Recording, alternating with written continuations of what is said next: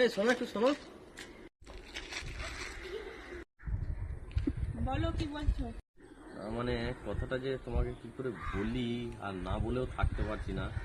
হ্যাঁ, তাড়াতাড়ি বলো, আমার সময় নেই, আমি পড়তে যাব। মানে আমি তোমাকে খুব ভালোবাসি।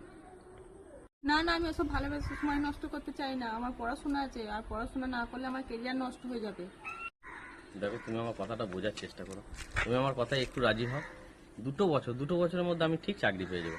তখন তোমার কেরিয়ার নিয়ে তোমাকে কিচ্ছু ভাবতে হবে না। তোমার সব ঠিক হয়ে যাবে, আমি সব ঠিক করে দেবো। চাইলে তুমি পড়তে চাইলে পড়াবো আমি তোমাকে, কোনো তোমার টেনশন নেই গো। বেশ, ঠিক আছে, তাই হবে।